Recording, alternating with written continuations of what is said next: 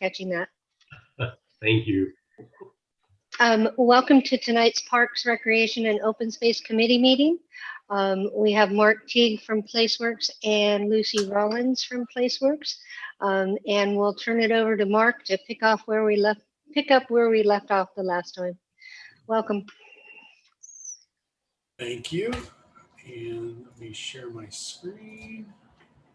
And this is a really brief PowerPoint because we've been, oh, where'd everybody go? You all vanished on me.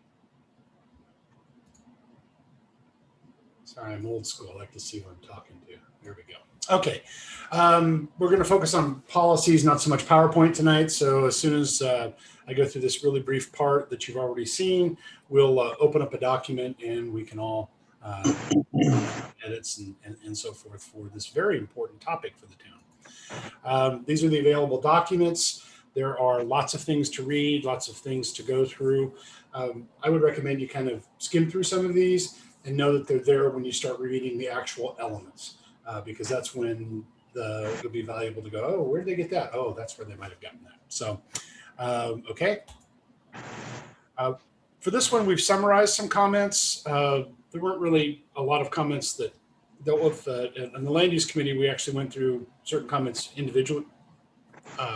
We'll probably start doing that for all of the subcommittee meetings. But on this one, these are the specific suggestions that we've had in terms of preservation of oak space, oak trees and open space at Turtle Island, a greenbelt buffer between Loomis and Rockland, connecting Rockland bike trails, and I would imagine regional at that point, converting the train depot parking to park, a trail along Secret Ravine, which would be consistent with, I believe, regional plans for the area, and then continuing joint use agreements with Placer County. And you can see sort of the comment theme in the table there. We'll transition to actually putting the comments in later. So I wanted to open up our conversation because there's been some back and forth on this and something for the committee to consider. And when we start considering it, I'll probably take it out of PowerPoint so I can take notes. So there's 5 critical pieces here. All open space doesn't need to be a park. We need to be able to differentiate that open space can have different configurations and different uses for the community. Not all open space is public. Just because it's designated open space does not necessarily mean that everybody can tromp around on it or have access to it. In fact, we have conservation areas in the town now that are not open to the public, but they're still conservation areas. Open space is important to the town's rural identity. I would suggest to you that it's essential to the town's rural identity. Without open space, and open space doesn't necessarily just refer to land. It can be air open space, spaces between buildings, spaces between development. But open space, I would suggest to you, what I've heard is essential to the town's rural identity. The fourth one, the town cannot afford to manage all of the open space. It's simply a fiscal impossibility. You have other things to pay for, roads to maintain, other services to provide.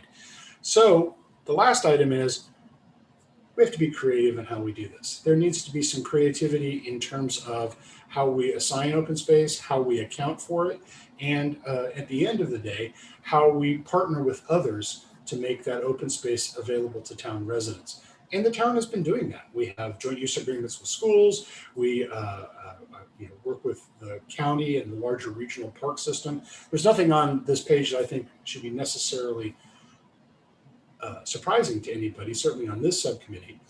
But I need to know if anybody has a disagreement with any of these from the committee, and because this is the precept from which we will derive the rest of the element. Because these are important overarching concepts for open space in Loomis. So that's where I would like to start our discussion before we get into the nitty-gritty of policies. So does anybody have any comments or questions? Jesse? 4, I totally don't disagree with. The town can't afford to own or manage all the open space. I haven't seen any report on what the costs are, what's in the open space fund, what's in the parks fund, what's in the oak tree fund, and how it gets divvied up. So a blanket statement like that, just, I don't see any data to support it. I understand it. I just recently received the budget information from the town on that. And keeping in mind that we only have about 3 acres of park that we maintain. And if you wait 1 moment here, I can help you with that.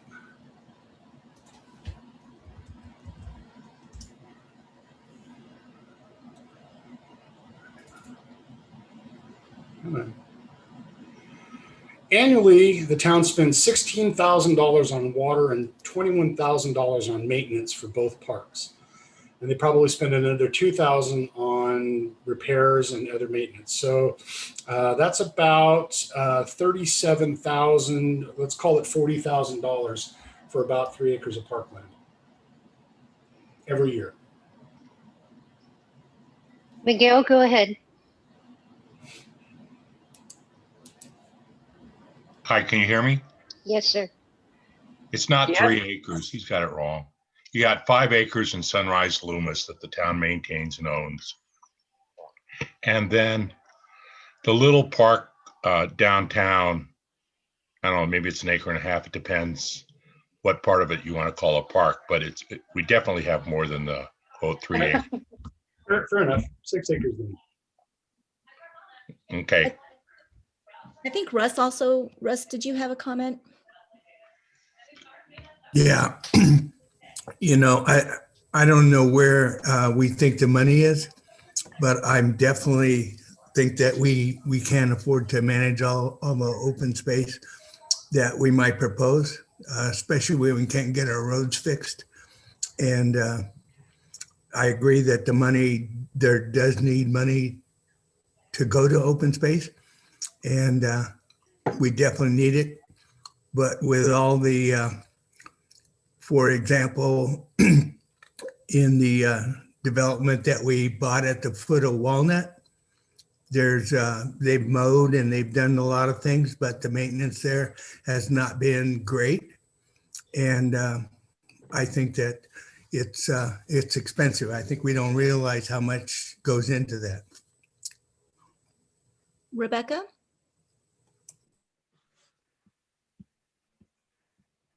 Oh, you're muted. Okay. Tell me again exactly, if you have open space and it doesn't need to be a park, it may not necessarily even be public because it could be wetlands, etc. Tell me again what the expenditure is for maintenance. Is it just mowing? Is it cleanup? Or is it water? Well, typically, Why is it expensive? well, If it's just open space. Well, it depends on who owns the open space. You still have weed abatement. You'll still have to pick up any trash or whatever that goes out there. But if you do the open space and say open space is a conservation easement, it's an area to keep wetlands. Theoretically, you shouldn't do any maintenance at all to let nature do its thing. But that would still be a liability to the town to maintain if we owned all of that. And if it's open space where you have to take care of native plants, or you have to do weed abatement, or you have to do something like a wetland where you're obligated in perpetuity to maintain that, you may have to do other things as well. I don't honestly know, and I honestly don't want to get high-centered on who pays for what. I can tell you unequivocally that the town probably can't afford the 10 acres per 1,000 that is suggested in one of the plans for open space. And that there's lots of creative ways of getting financing done, but that there should be some private open space and private conservation that's really the responsibility of the property owner, and keeping that open. But from the standpoint of a true conservation easement, be it a slope or a wetland or some sort of natural habitat, in theory, Rebecca, there shouldn't be much maintenance because you let nature do its thing. You might have some edge mowing that needs to be done for fire or things like that, but particularly if people aren't allowed in it, there shouldn't be a whole lot of maintenance for it. Jesse? When we look at the Taylor mixed use, that'll become the third part in our little town.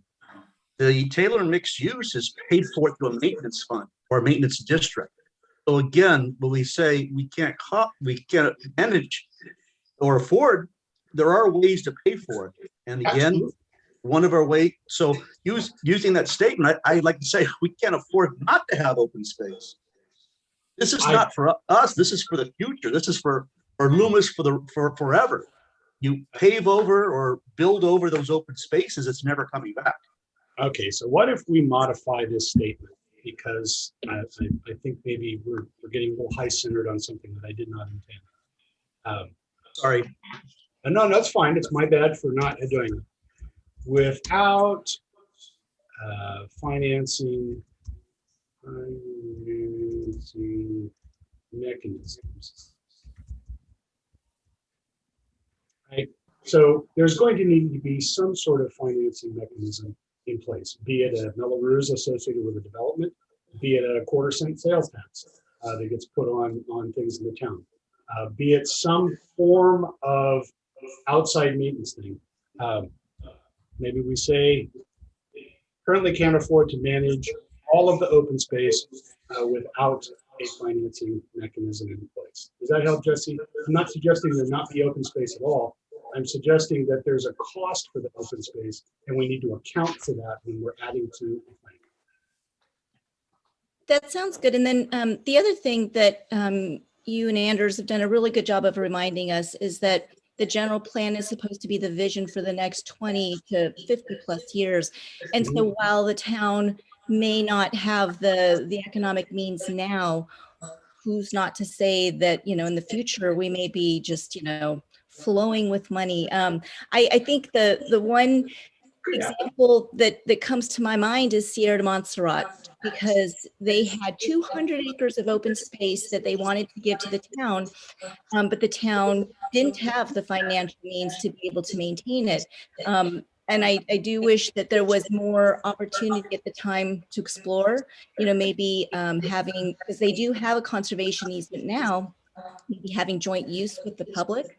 I can tell you that the homeowners who weren't necessarily from Loomis or Loomis residents, they have benefited a great deal by that agreement because they have protected open space that'll never be developed around them. And so their property values, you know, will remain very strong and will probably grow.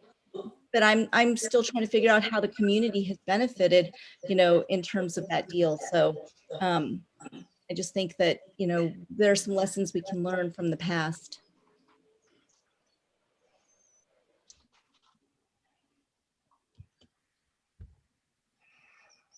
Does that help, Jesse? I didn't mean to spark it, but the only way the new parkland is going to be funded is if the new development funds it. But that doesn't speak to the deficit the town already has based on the plans they've adopted. And there have to be other ways of dealing with that. Yes, I just don't like the word can't afford. Okay. I'd rather say it's something along the lines, the town needs financial mechanisms in place to manage all the open space. I feel more comfortable. Do we really want to manage all the open space? Well, again, if we're looking at this from 10,000 feet, I just don't like the idea of just making a blanket statement of can't afford. Okay. Fair enough. If financing mechanisms are in place, if we get a quarter-cent sales tax, if we push it off on the maintenance district, we can't afford it. We have a lot of funds sitting out there in the parks right now in open space where we haven't used it. We've taken the money from developers and we haven't used it. And now is that funds for maintenance or is that funds for construction? My guess is it's construction funds, not maintenance. It is construction, and as a matter of fact, they have 5 years to put that in place. If you don't do it in 5 years, the developer is entitled to get it back. Mm-hmm. Mark, can I recommend that it's actually add a couple of words here, so the town will need financing mechanisms to purchase, manage, construct, and manage open space.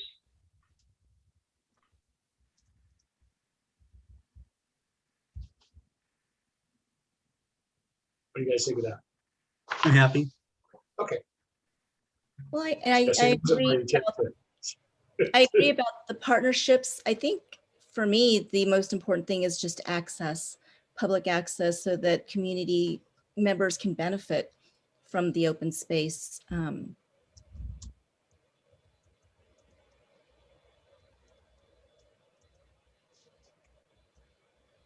My understanding is that the conservation area on Montserrat is not open. I'm sorry, I can't hear you. My understanding is that the conservation area on Montserrat is not open to the public. It's not, no. And that's a shame. So, Miguel, did you have a comment? Yeah,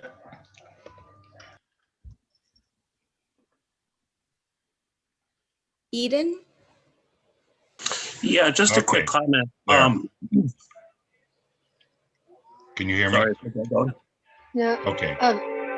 Miguel, wait just a second. Let Eden go. Okay. I just wanted to make a quick comment that there are times where to save green space, to save open space, we might want to consider conservation and not just public access. There are times where the public's going to benefit from a place where we don't want the public to be treading over. And it's just that the fact that it's there and the fact that it's providing a green space is the public, is the good for the to be furnished to the public. So sometimes access is not what we need. That's all I wanted to say.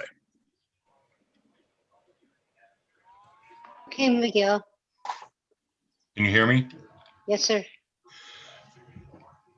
The thing with Montserrat was, even though it was going to be really difficult to get a trail up and down some of those canyons, the developer felt that the people that bought those lots would not want somebody walking behind their property. And that was the main reason the developer was opposed to having public access on that property. It wasn't the town. Yeah, it's interesting. I hear different versions. Well, that's the real version. Okay, so with the rewording, and even that is definitely my point, is not all open space is open to the public. Because there are, and we still benefit from that, right? I mean, you're driving down the street and you see a large open green field. It's not a public field. It is owned by that farmer. And I still benefit because it's a beautiful scene for my eyes to look at. It's my perspective on it, right? And so it adds value to the community, I believe, to have open space. It's even better if the town doesn't have to pay for it, provided there are other open space trails and things like that we'll talk about in just a few minutes. But this is kind of the overarching thought behind the open space, because there are a whole bunch of studies on that the town has commissioned over the years that talk about different ratios. And I keep thinking, okay, this is expensive stuff. If we don't have a mechanism in place to pay for it, or we don't have a way of figuring it out, we require it.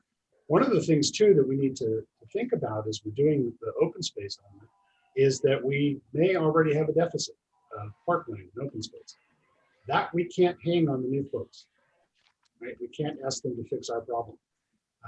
And so what we can do though, and what we'll see in just a few minutes when I bring it up, is make sure they don't make it any worse, right? And that they bring their own open space to it and help contribute to the solution. So, Mark, I'm sorry, I'm having a hard time hearing you.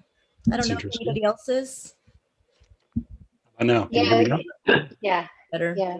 It could be because I have my air conditioner on and because it's rather warm. I think it's your microphone needs to be in front of your mouth, Mark.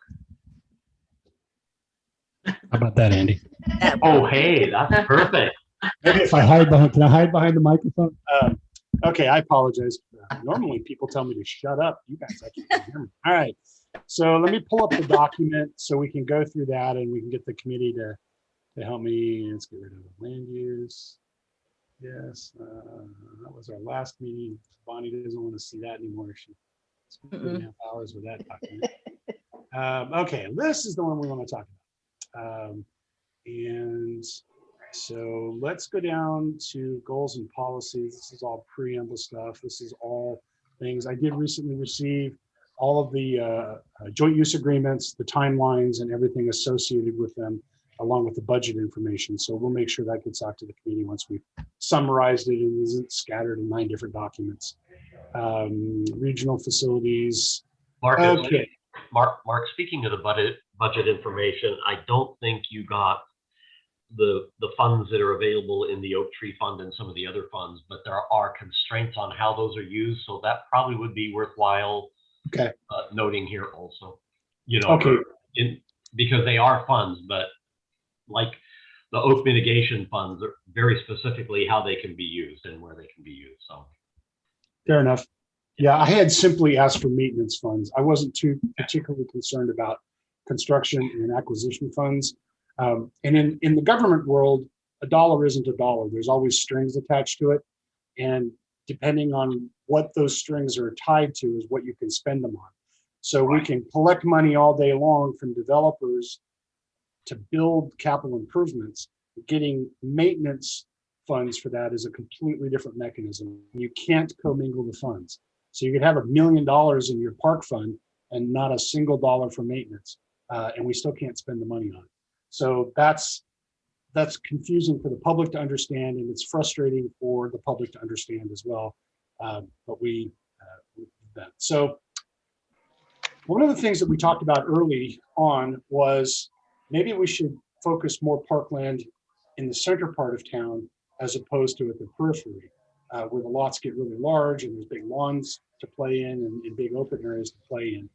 And that would be a change to some of the park standards and how we look at those. Is that something the committee is still interested in, or do we still want to scatter parks throughout the community? Let's see who's got their hand up. I can't quite. Miguel. Miguel. Oops, there we go. Well, there's a slight problem, and you kind of skipped over it in the beginning up there, is currently the Town of Loomis uses the Quimby Act to acquire land from development. And we may say 5 acres, but the Quimby Act only allows us 3 acres because currently we only own 8 acres of land. So that's a major problem that should be discussed first. And secondly, as far as the number of acres that are needed, if you do 3 acres, we need 18 acres of parks for our current population, not whatever number is shown there. We do not have 5 acres of parks. You can't use other facilities. And you want to talk about the Quimby Act, it's pretty specific what you can count. So number one, the town can only require 3 acres of parks. We need to change our standard to something more realistic. Right now we have 8 acres of parks for 6,000 people. So we have 1.5 acres per 1,000. Go to 3 acres per 1,000. That would give us 18 acres of parks currently, and for the future, it would be another number. But that number that's shown there is inaccurate and not legally possible. A couple of things. Let's unpack that a little bit, Miguel. You're right. One is that we have a policy that recommends you abandon the Quimby Act and simply go with the policy in your general plan and use that for the fees. The Quimby Act only applies to subdivisions. And we want to make sure we're capturing multiple family development and any other kind of development for that. And we're allowed to do that under the government code. But you are correct. The Quimby Act does have very precise limitations on that. These numbers here are from your current plan. I didn't put these numbers in here. That's what's already there. So we'll be deleting most of those, and we will talk about the ratio in a minute. Right now, what I want to know is this plan talks about parks on the periphery. And I'm suggesting that's where trails should lead to downtown, and that's where you should put some open space, particularly if that's where you're going to focus density, if that's where the people are going to be. Is that something the committee can get behind, or is that something you're not comfortable with? I think you make a good case for that. Mark, it may be useful for you to talk about the land use discussion you had, that the policy for land use is the fringes are rural, and the closer you come to downtown or the core of Loomis, your intensity increases. And that kind of goes together with what you just recommended for trails leading into parks in the core of the town. So I don't know if this committee was aware of that approach within the land use section. Good point, Indy. The current land use element has in it a policy that says the town will become more intensely developed as you get toward the core and less intensely developed as you get away from the core. And that overarching theme of design and development for the town is being replicated in the land use element. We're not making any changes to that. And what Andy's talking about is we're going to apply that kind of concept to open space. So the further you get away from town, the less open space there's going to be, not open, but less formal parkland is going to be. And maybe that's where trails and pathways are instituted. And then the closer to town, the more intense the parkland, the more developed the parkland might be at that point. So this is consistent with the themes in the land use element. It's just applying a land use development pattern to what is normally a park or open space plan. Jesse? I guess I'm still confused on the Quimby Act and the town requiring 5 acres per 1,000. When the village came in, we were requiring 5 acres of parkland. BEM, Development Office Sierra College, is using that same formula of 5 acres per 1,000. Mm-hmm. Which one applies, the Quimby Act or the town's 5 acres per 1,000? Well, that's a question for your attorney. What I can tell you is the Quimby Act is tied uniquely and specifically to subdivisions. You're correct with that, Mark. So we can have a more global goal of how much parkland we would like to see. The Quimby Act requirement really is about what we're allowed to demand in return for a parcel map or a subdivision map for subdivisions. So with Hidden Grove coming into play, we can't demand the 5 acres. All we can do is demand the 3 acres. I think that's right.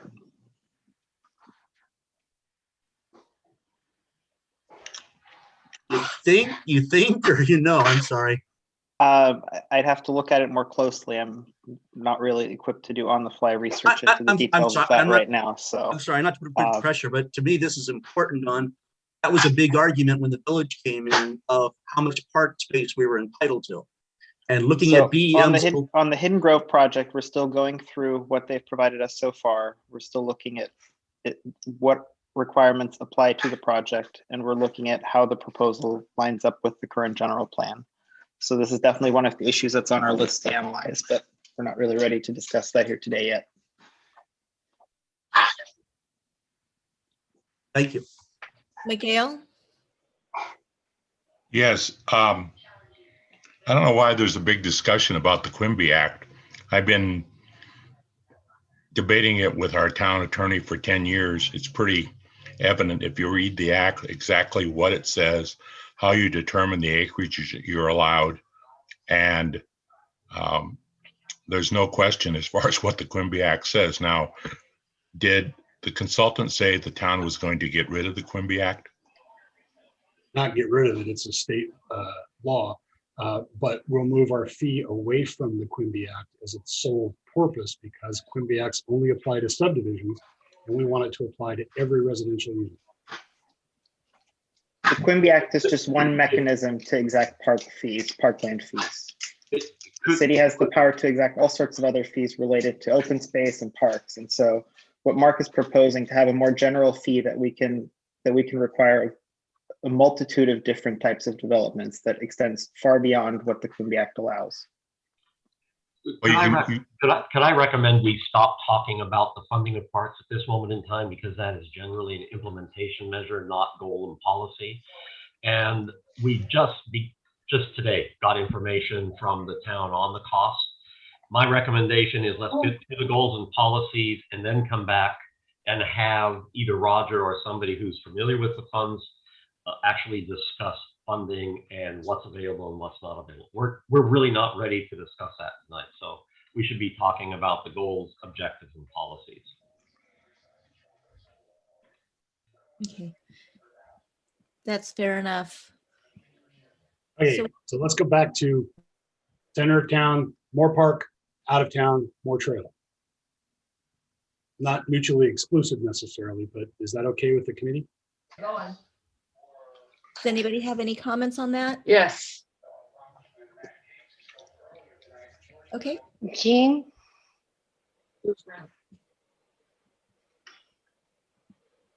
Jean, go ahead. Unmute.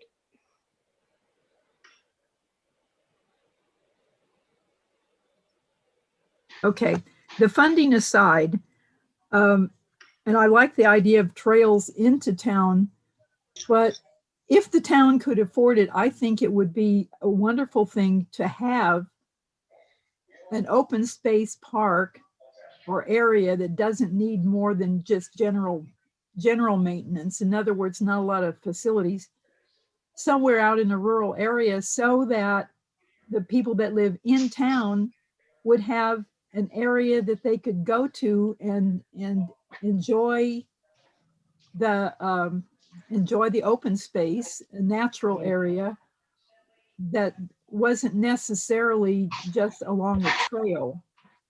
And I really wouldn't want to have to give that concept up entirely.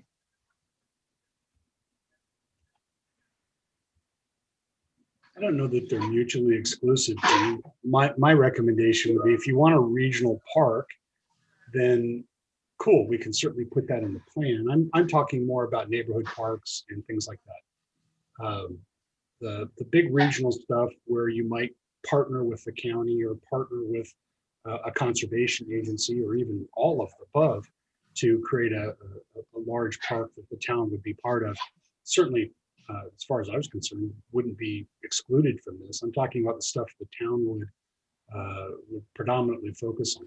And when you develop I don't want to get back into funding, but when you develop that funding mechanism, you can account for that as well in how you do that. It's not uncommon to have a fee program that deals with both in-town and regional park facilities. So I don't see it as exclusive. I didn't really mean something so large as to be a regional park. I mean, even if we had, say, 5 or 10 acres, I'm on 10 acres, and I think, people don't have 10 acres or even here 5 acres just to go out and have nothing more than maybe a picnic table. And the town, the maintenance is not that big, like we mow once a year and things like that. But I wouldn't want to give up the concept that all of us are paying when we build, even if you live in the country or an individual custom house in Loomis, you're still paying both a park fee and an open space fee. It's not just limited to subdivisions here. And I think we shouldn't give up the idea that there can be a smaller type of open space park that wouldn't have to be a regional park. I had no concept of a large regional park, just a smaller kind of park, but still natural. Russ? Yeah, we have a regional park that's pretty much adjacent to the town. And it has ball diamond, soccer fields, picnic area, that sort of thing. And the cost to maintain that is roughly $80,000 to $90,000 a year. And of course, some fees come back, but they definitely don't pay for all the maintenance. And that Now, Russ, is that the county or Loomis that pays that? That was the county. And the fact is, the county had some discussion one time about maybe they would be willing to give up that park if Loomis would take over the maintenance. Not a chance. Okay. So, Not a chance. but in the circulation pattern for the town of Loomis, that particular park does fit very well if we could get access from Horseshoe Bar Road. I don't know any other places on the south side of the freeway that lend themselves to that much property. We have a beautiful golf course, and that is open space, and it is play space also. They have a lot of land left there that is not under irrigation and that sort of stuff. And that's a very nice place. We're allowed to pay for that and go down and use it anytime we want. And I think that's a significant benefit to open space, although we may not call it that. As far as trails, bikeways and trails go, I think we do need to have those connections to town. We need to be able to ride our bicycles to town safely. We need to be able to walk to town safely if we like. Currently, you can't walk down Barton Road safely. You can't ride your bike safely. You can't ride your bike on Horseshoe Bar. So I think we definitely need to develop those connections, and they're going to come with the development on the south side of Interstate 80. When that development goes in, there are certain ways that we can make connections into Brace Road and make that work. And I think that's a critical thing. Open space has to be maintained. The fire ladder is absolutely critical, and it's gotten more critical as we progress into a dry street. So I think it's the cost of that maintenance. I maintain 4 acres. It takes me roughly 4 hours to mow all that and keep it mowed so it's safe. And, I don't know if we're going to be able to water it, but maybe we'll see what happens. But it's critical. The town, on the other hand, has a subdivision at the end of Walnut. It's a 42-unit subdivision. It could be open space. It could be park space. It could actually be both because of the way it is laid out and some of the access and that sort of thing. And I think that an investment in that would be good.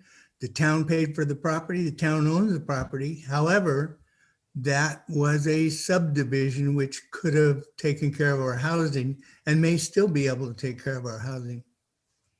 I'll leave it with that. Again, can I make a request that we focus on the goals, objectives, and policies? Once we go through them, they will actually form looking at sites and how we approach the implementation of the parks measures. But right now, let's keep it at the higher level and then talk about where they can be and how we build them as part of implementation. But right now, if we can keep it up, we really do need to kind of figure out our goals, objectives, policies. I agree. I want to go back to the 3 versus 5 acres per 1,000 residents. That's And down below me, Bonnie. Can we, okay. oh, are we going to be touching on that later? It's right down here. Yeah, let's start with the goal, then objective. All right, let's do it. And Madam Vice Chair, Miguel has his hand raised if you choose. Miguel? Oh, that's okay. You're going to talk about it later, so I'll pass. Thank you. So just for the benefit of the committee, if you see text like this, it's taken right out of the element as it currently exists. If you see text like this or like this, these are just recommended tweaks based on our reading and our understanding of where the town wants to go. So all of it's up for grabs. I just wanted to be able to differentiate so that you could see what we were suggesting versus what's there. So this is the first of 3 goals, and they're just 3. There can be 5, there can be 2. It's entirely up to the. So the idea here is, the first one is to ensure adequate park and recreation facilities to meet the needs of Loomis residents as the town population grows.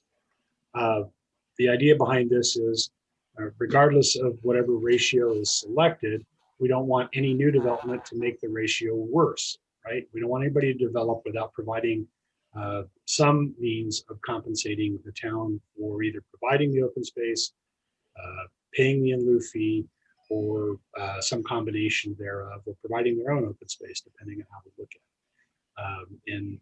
And we'll differentiate between parks and open space at a different point. But at this point, we're talking park and recreation facilities.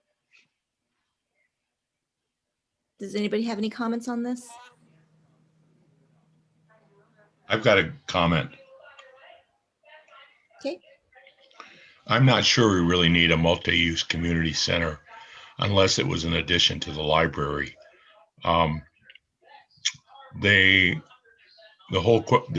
The main use of that would be for senior citizens, and they're currently using the church. And unless the church deems they're not going to be able to use it, we really wouldn't have a daily need for a community center in Loomis. We've got the schools, although we don't get to use their facilities very much. But could I speak? Could I have a different opinion, if you don't mind. Let me know if it's appropriate to share it now. Sure.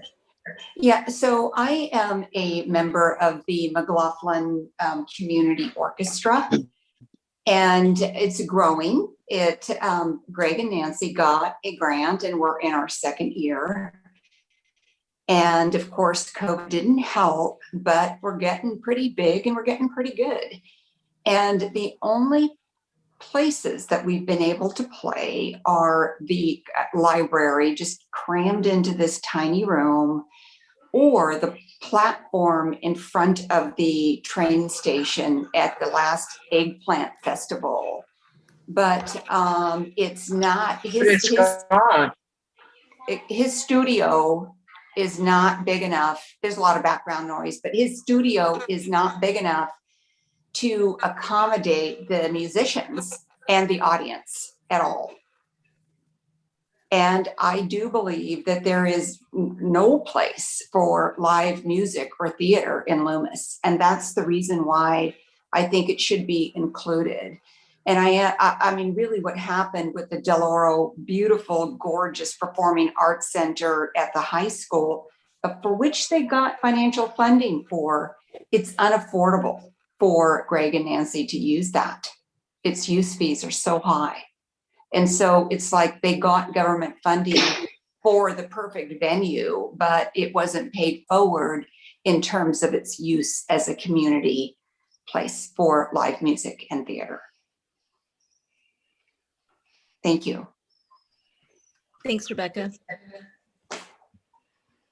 Andrews, this might be a good question to include on the survey in terms of what amenities and services and facilities the town members want and prioritize. Yeah, that's an excellent question. Thank you, Bonnie. At the risk of going backwards, is everybody okay with goal number one? Jesse? I'm with Miguel. I don't see the use of a multi-use community center. The senior center gets such a great deal with the Methodist Church. There's no way you could build a multi-million-dollar building and justify moving them over. I thought the public also had access to Veterans Hall, Blue Goose, the train station. For, again, if Del Oro's outpricing, are there other facilities that could be used versus building a multi-million-dollar building?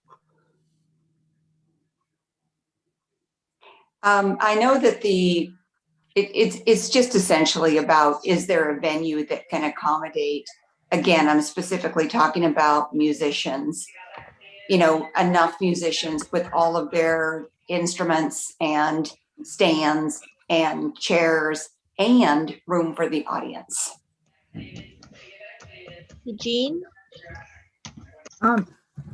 Miguel started out saying, unless it was in conjunction with the library, and I think that is precisely probably what it ought to be. the library community room is basically already super impacted with the library programs. There really is not that big a room for people to have a group in to do very much. Correct. And already the library is using that and could use more facility for the kinds of programs that they would like to do. I think there definitely is a need, and it's not simply senior citizens that would want to use a facility like that. Ideally, I think if we got that park land next to it, between that and the library lands, we would have the land to do it. And Well, to Miguel's point, if the cost policy at Del Oro changed, it would be a moot issue. We would have the facility, and it wouldn't be, that would be our community facility. I don't know what would be the process if there's contractual, I mean, if it's just lawyers talking to lawyers or what, you know, but it's a real shame that gorgeous theater is not put to use for the general community. And I see that Jan is here, so I will turn it over to Jan. Welcome back. Well, thank you, Bonnie. I was just going to say, I think you should just keep running it. That's fine. But I do have a comment, and that is, and maybe you guys already brought it up. We talked about having an outdoor amphitheater at our last land use meeting, and thinking about passing it on to this group. Have you talked about that yet? No. Okay, and then potentially having it near the library somehow. And so I just wanted to kind of throw that out. And Bonnie, maybe you could paraphrase our meeting from before, but there's a lot of interest in that, I thought. I think it was just trying to identify some of the public spaces that we currently have that really do seem underutilized, and how we can build upon them to maybe get more benefit for the community members. And that would be one. Okay. And so, Jan, where we're at is essentially we're responding to this goal for having a multi-use community center, and you know there are a lot of different thoughts on that. And so one suggestion was that definitely should be included on a survey that we put out to the community, so that you know we can find out where it might rank in terms of a priority. Yeah, absolutely. No, that's great. Yeah, excellent. Okay, so do we want to move on from this and leave it pending for now, or do we want to add to it? Like I said, this is an existing goal in your existing general plan. The committee think we should just leave this and then come back to it later, or we'll put it on our survey and get more public input on it? I think we should come back to this one, item 2, later. Yeah. Okay. Agree. Just so you know, kind of going through general plans like this, it's usually you go through things, and we're going to go back through it 1, 2, 3, or maybe 4 times more. So kind of keep on going through, and then we'll come back and take a look at it. Because as we go through this, I can tell you for sure ideas will change and there will be more information. I think at one of our last meetings, Matthew, who's going to be writing the EIR, wanted to remind everybody when the environmental document comes out, there may be mitigation that gets involved in all of these goals policies. So this is an evolving one. So let's move through and then come back when necessary. Cool beans. All right. Goal number 3 has to do with the idea of making sure that we are protecting our riparian areas or drainages, and that they're incorporated into the project design rather than flattened and then added later as a landscape feature. So this is a recommended new goal that would require development to incorporate these features into their design rather than not.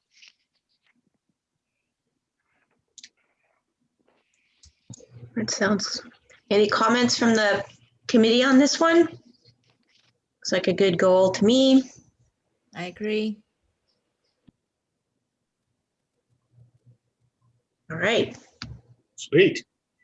Are there any goals that the committee would like to add that they can think of right now that we should be thinking about? And as Andy pointed out, you don't need to, you can always think about it 2:30 tomorrow morning and write it down and then send it to us.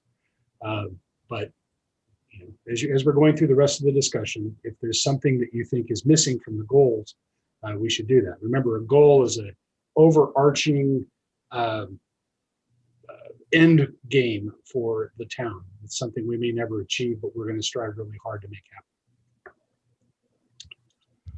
Mark, going back to that first slide you had where we talked about open space, I'm just wondering if we need a goal to say that open space in the town of Loomis can be for aesthetics, which would be, giving the character to the town. We do have the goal in there about protecting the riparian areas, which I think based on conservation, we may now be calling aquatic areas. And then also for purposes of passive recreation and open space for purposes of active recreation. So I'm just wondering if a goal should be in there to kind of paraphrase that. And I think, Gene, you brought that up at one of the committees about, part of open space is just that is a character of Loomis, the trees as you drive down the roads and the fields, that's one purpose of open space. And then the others become, for protection of species or passive recreation or active recreation. But that's something I heard said a few times in various committees. So I don't know if we need to incorporate that into a goal.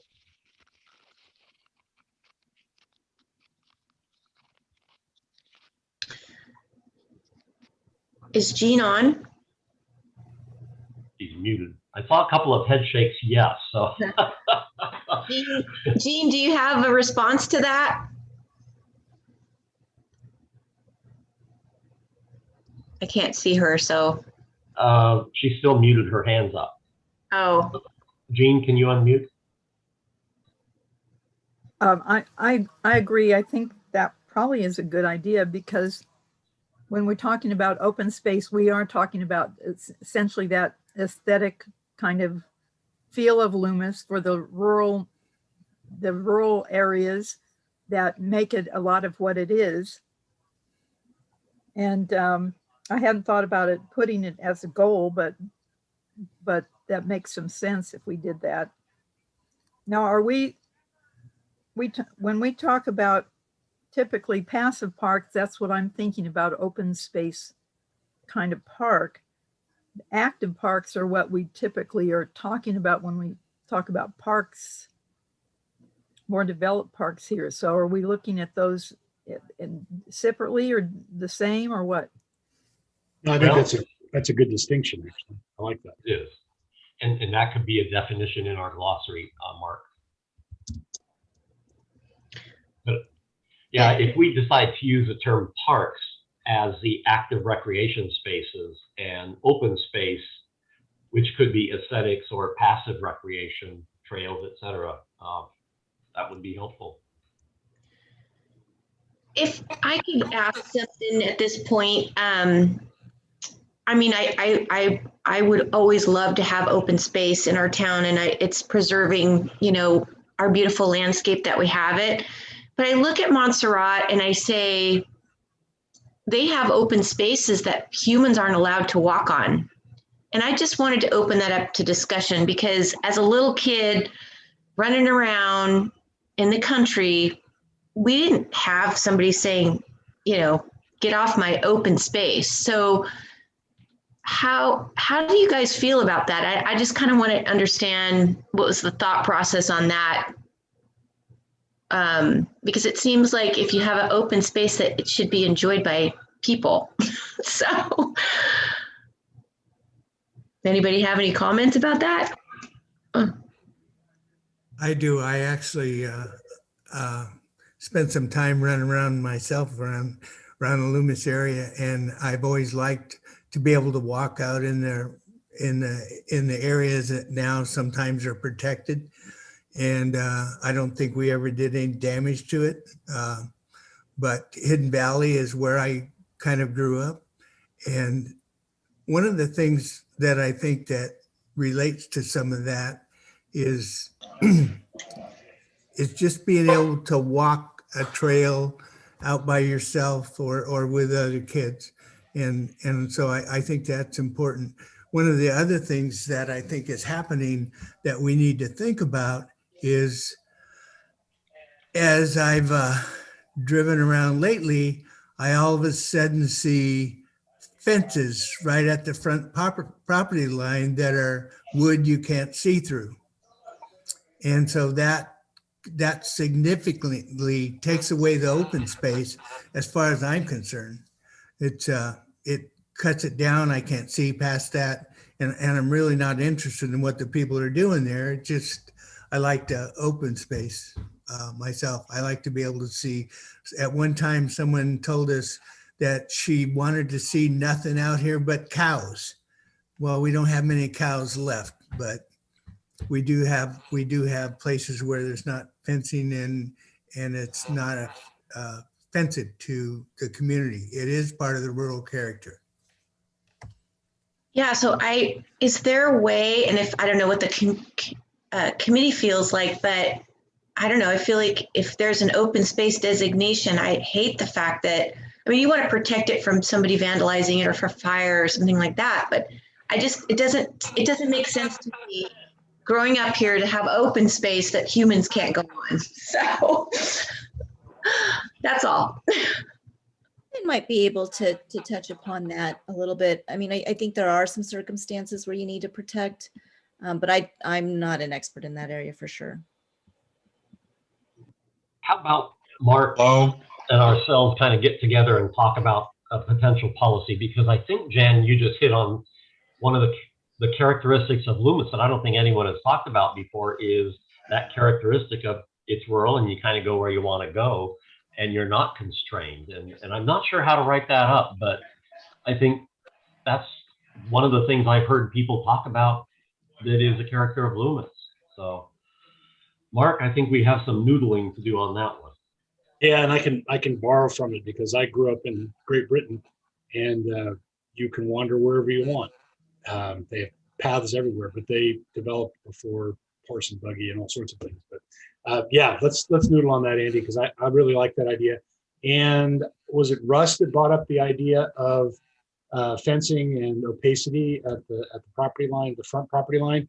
I think that's a brilliant thing that maybe ought to go to the land use committee as well. I agree. I've made a note for that. Okay, the moment you've all been waiting for, chomping at the bit to do. I know this is something that's going to be exciting. Uh-oh, Mary Beth. I'm sorry, Mary Beth is reading. Mary Beth can't talk. But I do see that Jesse has his hands up, Jean has her hand up, and Miguel has his hands up. I was getting ready to go to my next item. Okay, no worries. Yeah. So Jesse, it looks like, I guess since Mary Beth can't talk, I'll try this. Jesse, you're on. Thank you. I don't know if this is appropriate here, but can one of the goals be the same as what Citrus Heights is doing right now? Tying their schools, their parks into a trail bike system, along with Placer is coming through with trail systems near the American River. It would be nice if we had a system to tie into that one. Also, if we could tie into the Rockland trails that either exist or are being proposed down the line. And finally, SACOG is getting in the business of trails and biking also. I just took a survey a little while back on what they're hoping for. So with all these entities around us, it would be nice if we had a goal to tie into everybody's. Hey, Jesse, can I ask a question? Yes, because, yeah, so I used to be a ultra distance runner, and I ran the AR-50, which basically starts at the Guy West Bridge, goes up the American River Parkway, ties into the Pioneer Express Trail, and ends at the Auburn Dam Overlook, which is the beginning of Western States. So were you talking about equestrian, foot, or bike?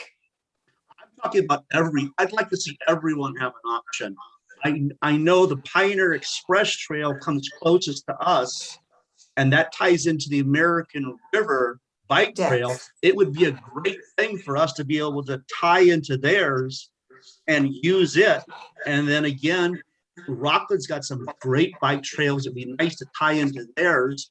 And if you go up to Lincoln off of 193, Lincoln's got some great trails they're putting in up there that if we could get to Sierra College and we could maybe use Placer County Transportation Agency to put a bike trail from that would give us better riding facilities up Sierra College to 193 and then get onto their trails.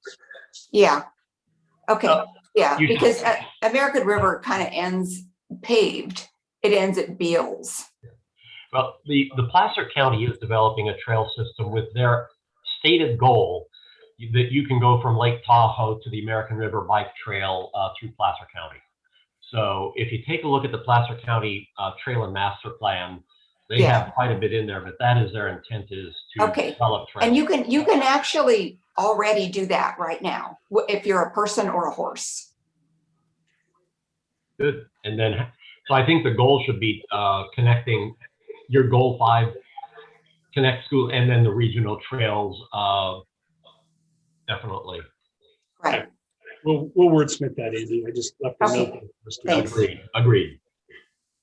Placer actually- County is coming in along the American River, which is great. And then they're looping around us, and their proposed trails in the future are going to head around Lincoln and completely around us. They don't go through us. And that was on the presentation they just gave like 2 weeks ago. Yeah, the presentation I heard, they said that they wanted to work with the communities and actually get the trails also running through the communities, Jesse. So at least that's what they told the Planning Commission. So I believe them. So I think what we can do is communicate with them, add this to the goals, and then work with Placer County and linking into their systems. I love it. Thank you. Yeah, since I do planning for large regional agencies, we stepped lightly when we're talking about agencies until we've had a chance to talk with them, because we've had negative reactions where we just include an agency thinking they'd be excited about it and they weren't. So I could see them being a little gun shy until they've had an opportunity to talk to the town. Okay, were there other hands up before I go on to the main event? Yes, me. Hello. Yep. Miguel, you're on, and then Gene. Okay, here's Public Administration 100. And that's the difference between open space and a passive park. Open space is basically what it says, it's open space. One of the ways of maintaining open space is through zoning. If you have large parcels of land and they're not totally covered with a building, which they aren't, you have open space. And so that's one way of maintaining open space. Passive park basically is a government-owned piece of land that isn't developed as a community or neighborhood park, but basically is what it says. It's passive. It maintains the natural landscape of the area, but it allows people to go into it. And that's the difference between open space and a passive park. Right, Gene, yeah. Am I muted? No, we can hear you. Okay. A brief comment on fences.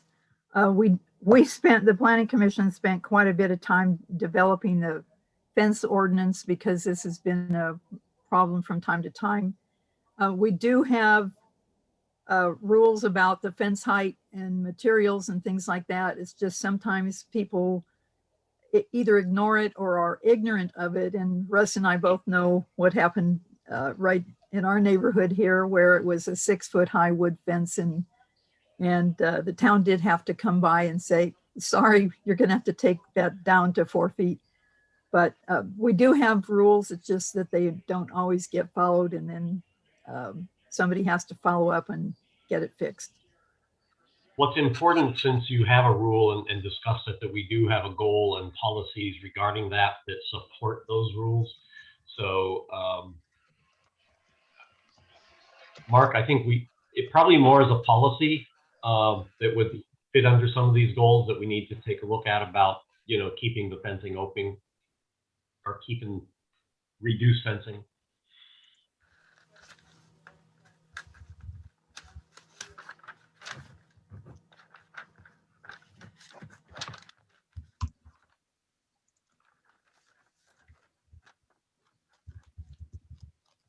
Thank you. All right, main event. You guys ready? Bonnie had her hand raised. Who had? Bonnie did. She had her hand raised for a while. Not okay. Her real hand. Okay.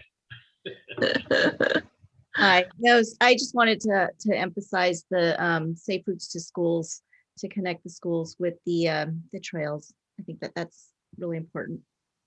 Okay. Thank you. Okay, I don't see any more hands at the moment, so go on to the next event then, Mark.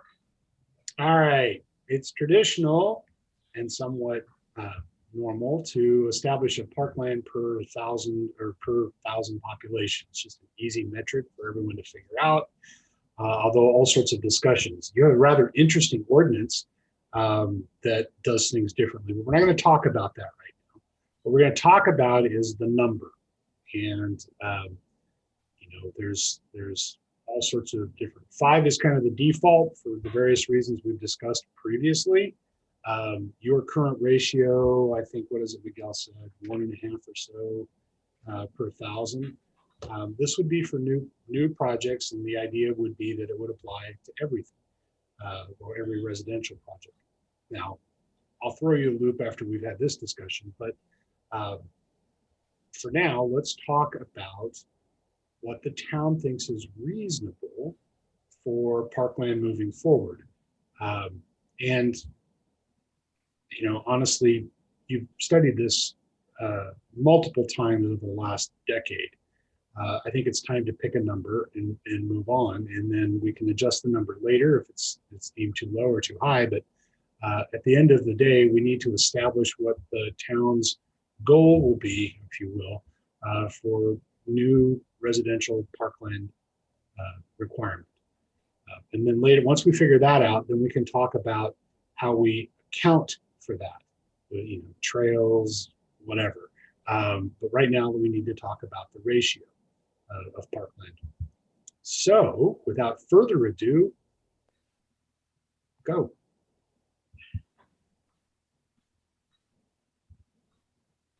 Oh, come on. You guys were all over this at the very beginning of the meeting. Okay, here's the question I have. You're saying 5 acres of parkland or open space. You're not defining what parkland is. Are we talking about neighborhood and community parks for the parkland? Yes. Or what? So that would, you've got parkland and open space. What's your definition of parkland? We'll go with your definition, Miguel. Active park. So if it's neighborhood and community parks, currently the law only allows you 3 acres. I don't know how you would justify 5 acres requiring a developer to provide 5 acres of neighborhood or community parks. Set the Quimby Act aside. This is the general plan. The city or the town has the authority to establish its standard and develop its fees based on that. No, they don't. Okay. I don't want to agree to disagree on that one and move on. Moving on from that point, please. Yes. You need enabling legislation. So the question is, we want to identify what our goal is, right? Correct. What do we want? Do we want 5? Do we want 3? What was it before, 10? And then does it have to just be active? I mean, can we have the active, the passive, and the open space? You have all of that opportunity before you. Got it. Some communities divide it. They have a certain amount for neighborhood, certain amount for regional or community, and they even go into that level of detail. But I would put to you that you have very little development potential in the next 20 years. Right? So if you add 1,000 or 2,000 people, that isn't a whole lot of money coming in from that particular payment of fees. Just pointing that out as an obvious. Well, and then can we talk, or did you guys already talk about how much we have now, which is like how many, 1 acre? How many, what is our acreage of parks right now? Using Miguel's numbers, we have about 8 acres of park. But we know that's not true because it includes parking lot. Well, parks have parking lots in them. They also Yeah. have restrooms and other paved areas. But the park by the downtown area by the train tracks, right, Bonnie? Didn't you say that it's? Yeah, that one was 3 acres, but the park itself is less than an acre, and there's 2 acres of parking lot. I mean, I think So that I feel like if you look at the green grass that we call a park, and maybe the skate park, how much is actually do we really have that we're starting with? And it seems like it's not very much at all. So how can we, I mean, it seems like it's an opportunity for us to, you know, capitalize on the fact that, well, we don't have a lot of land to develop. I think there might be a lot of development coming. So it's a good chance for us to increase our parkland. Well, let's talk a little bit about that. You can increase the parkland for the people that are coming, but we can't pick up our deficit for the town itself. Right. There's a couple of Supreme Court cases that get in the way of that. So Yeah. we have to be really clear about what we're doing. But let's not worry about that piece. Let's decide what we want the ratio to be and to hold to it over time.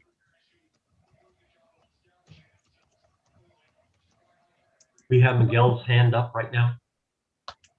Right. Well, you can increase it. Remember, as you increase the acres per 1,000, you're going to also increase the building permits, because I would assume that you're going to want to have the new developments pay for the acquisition of land and the development of parks. And that's what our fee is based on right now. Something like $100,000 per acre for acquisition and 100 and something thousand for development. So if you increase that to 5 acres, then you're going to double the park dedication fees.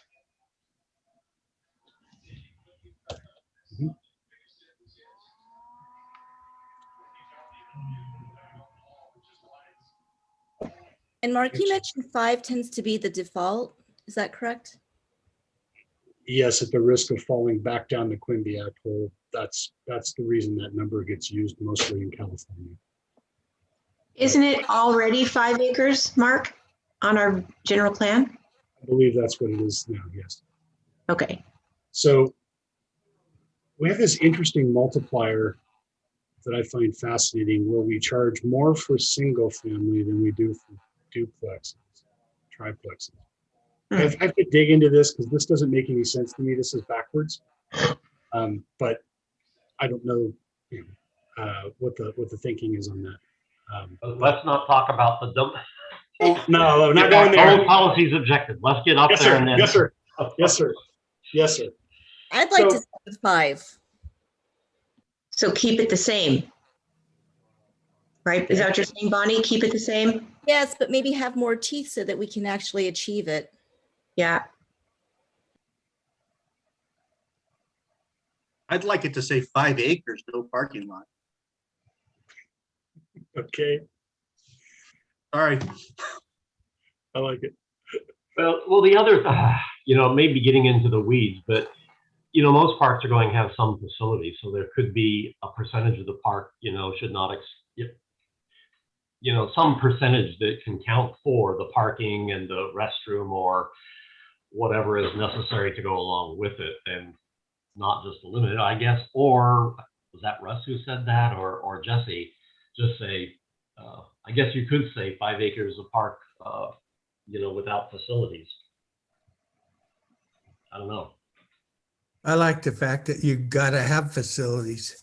I mean, you've got to have the parking. You got to have bike racks. You got to have drinking fountains. You got to have those kind of things, unless it's a passive park. Yeah. Difficulty of divorcing all of the amenities from the actual green grass gets into how are you going to pay for all of the stuff that isn't green grass, then you're going to get into a negotiation about, well, that's not part of your park fee because that's not part of your park requirement. Well, then what if we say 6 acres? And we think 5 is going to end up being green and 1 could be a parking lot. And I don't know. You know, honestly, in California, 5 acres is that default position. It's one that, you know, you're going to legally be able to stand behind. And it can produce a fair amount of parks. And remember, you know, there's an opportunity for a park as part of the Hidden Grove project coming in right now. There's a potential with the future Turtle Island, and there's maybe a potential if this green business park comes forward. But beyond that, I'm not sure if there's any other new subdivisions that could happen in the town of Loomis. I think that's it. But Anders, aren't they putting that park on the wetlands for Hidden Grove? Hidden Grove, that is a general plan designation for open space. That is not a park. Okay. Yeah, we have to discuss that as we review the project. That's a general plan designation for open space. Okay. Question. Yes. Go ahead, Miguel. Hasn't the state preempted the amount of land that you can require by the Quimby Act? No. No. The answer is absolutely not. Thank you. Jesse has his hand up. Yes, Jesse. I'm looking for help. Protect us. The village was a mess because the park was divvied up into small quarters, and they were also using a rock foundation as part of their 5 acres of park. The park of the Blue Anchor one ended up being 2 acres of parking and only 1 part of park. Help me figure out how do we protect ourselves from those things happening again? Tell you what, maybe Mark, put a note down about that, and you and I, and maybe we'll get Andreas involved, and we'll take a look at how we achieve that. But I think, Jesse, you're absolutely right. I think it's going to take some wordsmithing, and I'm not ready tonight to do the wordsmithing. Well, that's fine. It's way beyond my skill level. I understand that. So if I can explain what I'm not happy with, like Mark said, take a picture and I can write it. So if I give you a description of what people were upset with, maybe you can help us fix that we don't end up with a rock foundation as 1 acre of park. I agree. I agree. Thank you. That's why we're here. Jean, I see you have your hand up. Am I okay? Yep, you're on. Now I'm not? No, okay. You are. I can hear you. Just to comment on the Blue Anchor Park, that was not from developer fees or anything. That was because the town did that project, and that was after myriad workshops and public meetings of what went into it.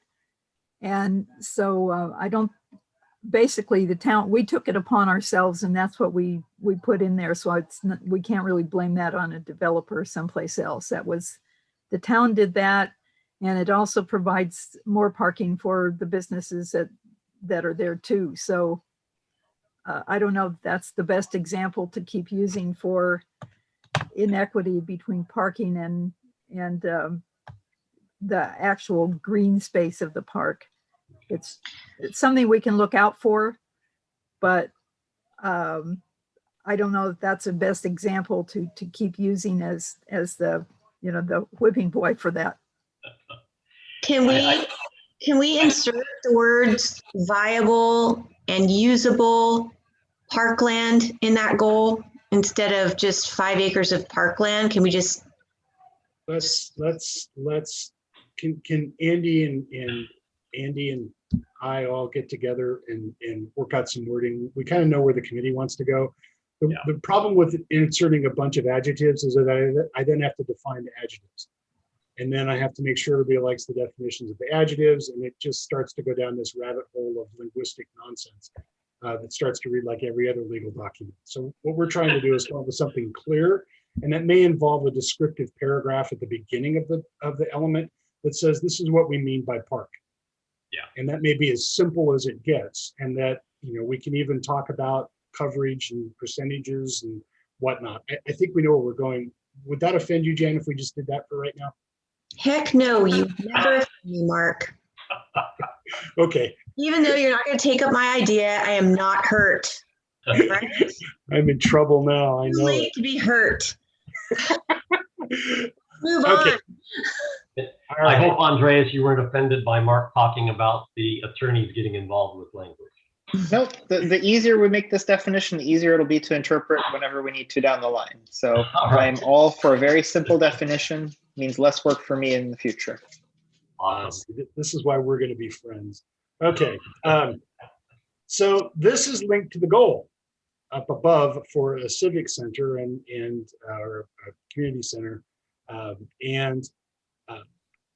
I dislike absolutes, absolutely. Particularly since sometimes there's funding mechanisms that the town doesn't want to pursue because they're not a good deal for the town. So I've just tweaked it a little bit to suggest that if we go down this path, that it's an appropriate funding mechanism, that the town can decide which ones make sense. My favorite. Mark, you should be aware the facilities element also has this in there, so we're going to have to coordinate where the best place for this is. Figured that might be the case.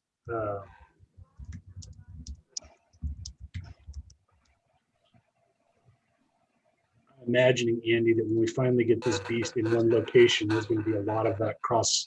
I can see us in a room with some coffee and donuts. Just yep. Okay. There will be. I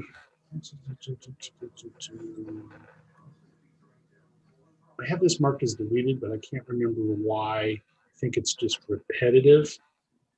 I think it's elsewhere in here, and I think that's why. The fencing one we just talked about. This talks about collaboration, and I might suggest that we collaborate not only with Placer County, but with anybody. If there's a land trust or a nonprofit or even a profit, folks that want to collaborate. So if the committee's okay with that, I'll add those types of words in here. Absolutely. Yes. So see, the town could collaborate with Jan and the golf course too. Yeah. Privately. Yeah, private. We're gonna rename the golf course the Clark Park. But this fits into being creative in trying to provide these facilities in the community, given the constrained funding until for some reason, who was it? Bonnie said that the town becomes filthy rich and you can do anything you want. I like that. So it's not beyond the pale, Jan. I know we're kind of teasing you here, but it's not beyond the pale. I know several municipalities in California have purchased, X number of tee times or X number of access for the community to use. And they just all get run through. So that's not beyond the pale, trust me. Collaboration with businesses, that happens all the time. So this one's, I think, already in your plan. Yep. Now, I have a note here that says, as written, this suggests that private open space could provide for their needs. I suggest deleting this in favor of a new policy that provides a provision of dedication for and or payment of in lieu park fees at a ratio of whatever the town wants. And I'm not an attorney, I just play one when I represent developers. And that just suggests to me that. So if the committee is okay, we'll go with a different policy, but otherwise that's written. Any thoughts on that? My only thought in talking with Sean is that it should be the developer has to build, dedicate, or build and maintain the park, because again, the town is at this time not in a position to build or maintain. So I mean, that is the highest priority, I think, from what I've heard. Okay. I would like to say, though, that the build would be at the direction of the town. I know that with the village, again, bringing that example up, the developer initially was going to put in some soccer courts or soccer fields. And, we were able to, I think towards the end, the town council had agreed that the town community would direct what kind of park that they wanted. Sorry, it's getting late. No, Hey, that's we're not at the 2 hours yet, though. When I served on the Pasco County Parks Commission for 20 years, we allowed the developer to build parks. Tree Lake Park is one of them. It has an absolutely great soccer field. It has great amenities. It's a significant benefit to the Granite Bay community, and it's built according to plans and specs that are approved prior to doing it. And if you have the proper inspections and inspector on site, it gets built exactly according to plans and specs. And that's not a big issue, but it allows the developer to take advantage of their abilities to be able to buy the materials and get the labor and do it at a much different rate. And I think that's exactly why Sean would like to keep it that way. And then the funding would be there as part of the community area that those people that are buying houses are paying for. It works. Jesse, your hand is up. Yes, I'm a little confused. We're just setting general policy at the 10,000 foot level. If we go to ordinances, it spells out exactly what the town considers a park. Absolutely. How do those two work hand in hand if we're a general goal, but then they have to go back to the ordinance that explains what a park is? So one of the primary implementation measures of this entire effort will be to revise your land development code that would include that. So if you're not constrained by the ordinance. The general plan tops everything. And so when we're done here, the next actions that Andy and Christy will have to do will be to revise the land development code, which includes parks and lots of other things that will need to be changed as a result of all of our activities here. So Well, the other thing is we have a single glossary. It's in volume 2 of the general plan called the Town of Loomis Glossary. What we have done is taken every definition out of the zoning code, subdivision code, and general plan and placed in there. And so if there is a definition of park, passive park, active park, whatever, and it's not in there, we will put it in there. So one location for all definitions. And just so you know, as somebody who has to review projects, when you have a definition in the general plan and a definition in the subdivision ordinance and a definition in the zoning code and they don't match up, it's a problem. And your town has been experiencing that problem. So take a look at the glossary. It's in volume 2, the very first document in volume 2, and go through that. It's a critical document to this process. I guess what I'm asking is, if the general plan is at the 10,000 foot level and it doesn't have all the details, does that force the developer back over to the ordinances, which I think are absolutely great, whoever wrote them? It details what exactly Loomis considers a park as far as lighting, fields, irrigation. Yes. The answer is yes. Then thank you very much. Yeah. One thing, I guess it was the last committee we talked about, just so you know, when a project comes in, the town gives them what is an exceedingly long Excel spreadsheet.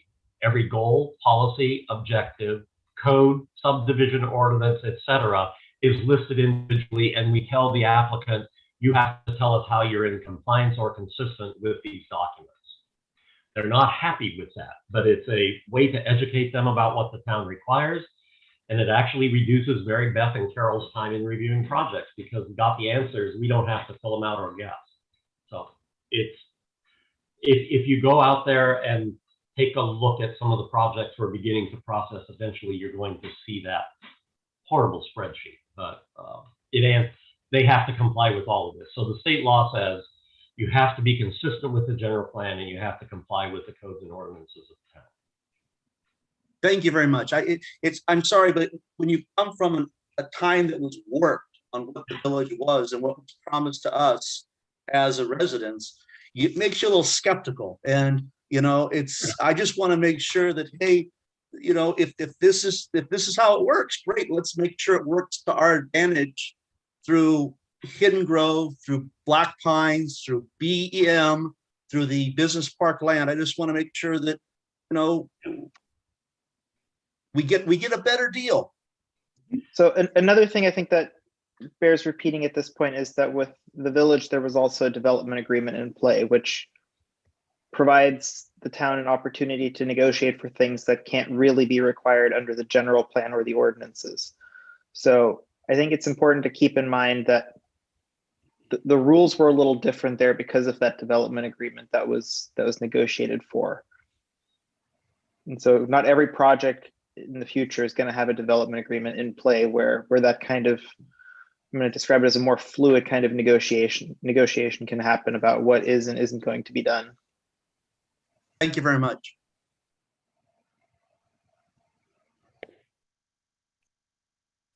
Okay.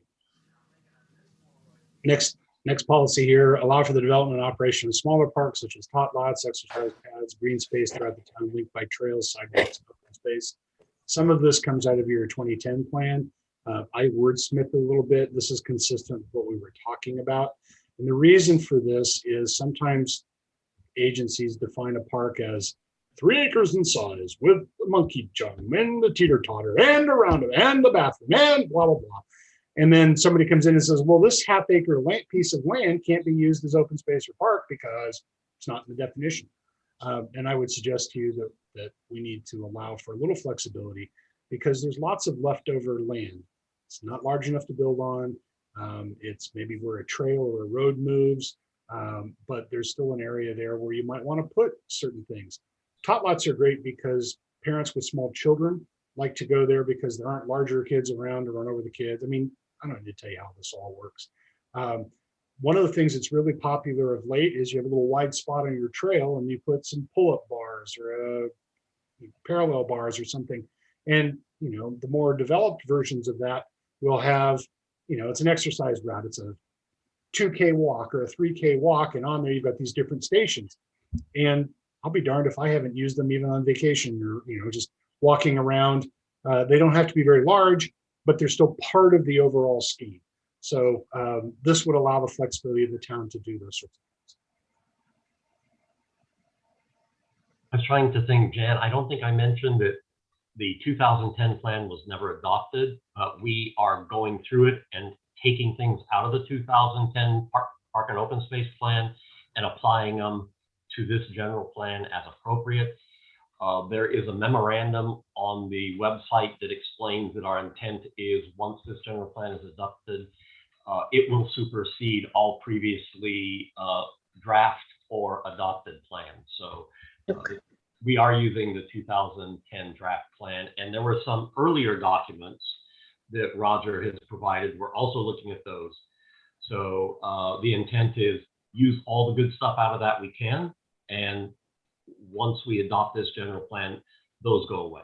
Yeah, so I remember that 2006 and then 2010. Yeah, that was really helpful to get all that information. And yeah, we'll definitely appreciate you going through there and putting that in. That's great.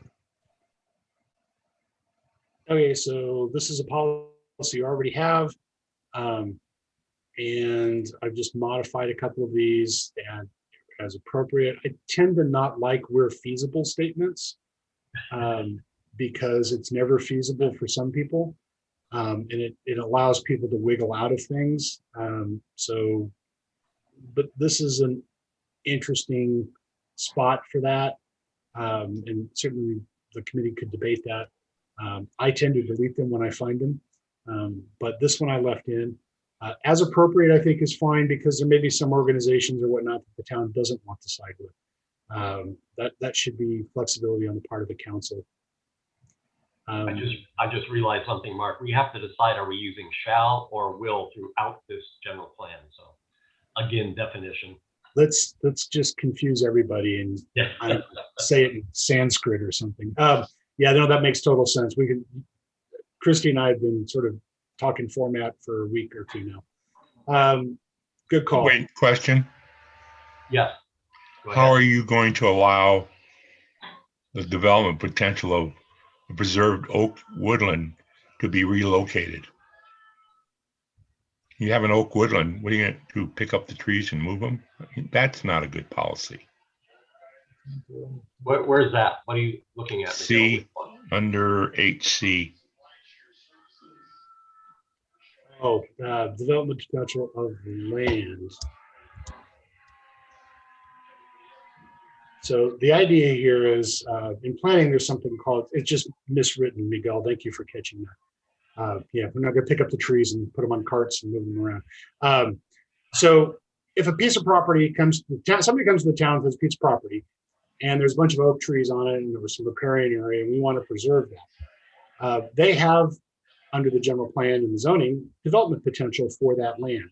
Now, we can look at this a couple of different ways. We can say, tough noogies, you have to do that, and they will fight us tooth and nail because every piece of development that we had on that land means they're losing potential revenue, right? So it affects everything. But if we say, look, we're fine if you move that development potential elsewhere on that property or within that project, I think we use project as opposed to property, then we're likely to get less pushback on that because from the town's perspective, we already figured on that much development on that site. But we also have now this ability to have the same amount of development, but also preserve those things we want to preserve. So it's a concept in planning. We would call that a transfer development right. I hate that term because in California, there is no right to develop. But that's me being pedantic. But in this instance, that's probably the closest thing I can tell you. So the idea being that, say you can do 10 units on this site, but you're going to lose half of the site to preserve the oak and say a small wetland area. Can you still do the 10 units? I think you want to set up something that would allow you to have that flexibility. I don't know that you'd want it to be absolute, but I think you'd want to be able to tell the applicant, we have a program in place that would allow you to preserve this land and still get your development potential.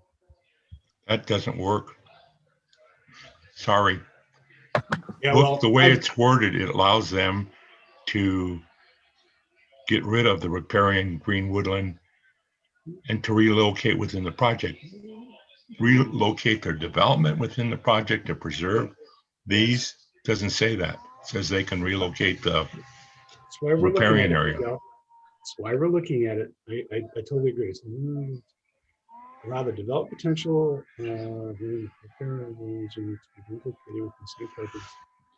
No, it simply says the town will allow the development potential of the land with riparian areas, preserved oak woodland, blah, blah, blah, to be relocated within the same project area.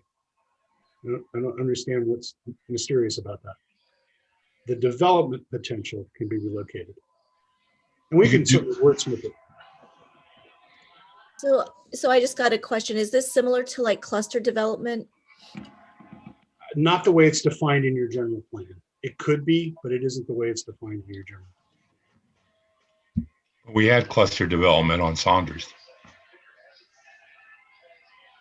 Yeah, the way your general plan, it says cluster development, also referred to as plan development. Those two are different. But this is simply a transfer of development potential. And again, there's no obligation to do that, and we can certainly wordsmith it. It was a thought to help reduce some of the pushback the town will get, because I'm sure there's other areas that you're going to want to preserve. Jean, you have your hand up? Yes, am I on? Yeah. We also tell developers very clearly that just because you have a certain zoning that might allow a certain amount of development, that you're not guaranteed to get that. Mm-hmm. And this to me is bothersome because it says we will allow it. Maybe we should say we'll consider it, but I really don't like giving them carte blanche that, hey, we're going to do this for you, and we'll ignore basically some things that we really think need to be preserved, and you need to stick with the rules. Okay, so what if we change that to may? What did you say though, Jean? What was your suggestion? What? that it would be that May would do, that we would consider it, not that we are just absolutely going to say, okay, you know, you want to move it around, that's fine with us. We'll do whatever we need to make it work for you. When we tell them up front, you don't necessarily get every bit of what your zoning says you might be able to fit on there. Yeah, I agree. It's making, I'm uneasy about this as well. I like that we at least have the consider or may in there. I put some suggested language in the chat for everyone to take a look at. So I can't see the chat. That's you have to open it up, Mark, a little. Oh chat. no, yeah, it's invisible thanks to Zoom. Okay. Presumably somebody will pull that up. Okay, Andreas, it says the town will consider the relocation of development potential on land with riparian areas, preserved oak woodland, conservation areas, and drainages. So the town will consider development potential. Now, I thought he was putting May. We can put May in there. I had typed it up before you guys had that conversation a second ago. Okay, we'll put May back in there then. And Mary Beth, I know you can hear me. How about you copy that and send that? Send Andreas's language to Mark. Yeah. Lucy just did that. With May and Lucy did it. Okay. With May in it. Yeah. Yep. I just, is that what it, does that work better for folks?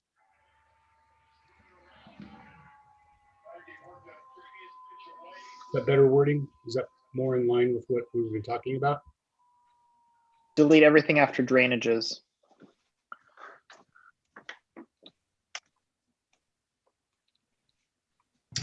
But doesn't it have to be within the same project area? Yes, but somebody couldn't develop someone else's property, so that's kind of inherent in this concept. Not to disagree, but what if they have other property in town? I really like the idea of limiting it to the project at hand as opposed to anywhere else and doing that specifically. I almost, when I drafted it, said property, but then it occurred to me, you know, an applicant might have 3 contiguous pieces of property and it might not work. But if we said within the project, I don't know, let's wordsmith this and then figure out something that works. Does that include wetlands also? That's a tough one because you're already required to leave those alone. Yeah. Right. That's a tough one for me. I have a hard time with that. But I suppose if the town wanted to think about that and maybe add to wetlands, that might be something, but I don't know that I would specifically call that out. It only scares me because you have a legal team on their side, you got a legal team on our side, and I would never, ever want to see a wetlands filled in. Right. But I know we don't have any control over that. But I know the Army Corps of Engineers has a final say on that. That's right. And that's all I got to say. Sorry. No, you're absolutely right, Jesse. The thing that's frustrating to me is we don't have any say in that. That's an Army Corps issue. And you can apply to fill a wetland as a property owner without having a development application. What? Yep. Okay. Can't. Okay. Yeah, that one, I know, Mark, that one's and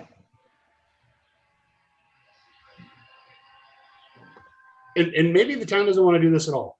The issue here is there are a number of conservation areas and a number of trails that you want, and this is a means of getting some of that without having to pay for it. yeah. In the good sense of development, when you're saying, you know, trails and that kind of thing, it just, I don't know, it makes me uneasy, this whole statement. We'll wordsmith it, and if the committee doesn't like it, we can take it out. I can tell you that this is used throughout the state.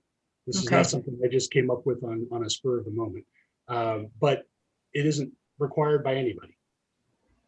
But given that the town wants more open space, especially aesthetic open space, this may be a way to get it and allow the landowner to do something with their land that otherwise they would wipe out that open space.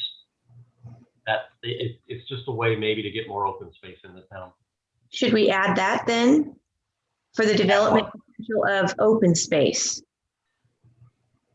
We could add open space to that. instead of it being like, you know, somebody's big house? I mean, I don't know. I don't know what the committee thinks, but How about we wordsmith this and come back? But it's a strategy to be able to get more open space and preserve some of these things in the town that we have heard the town absolutely wants to do. Mhm. And the town is not in a position of buying the rights of way for these things. got it. Well, yeah, put a bunch of asterisks by that one.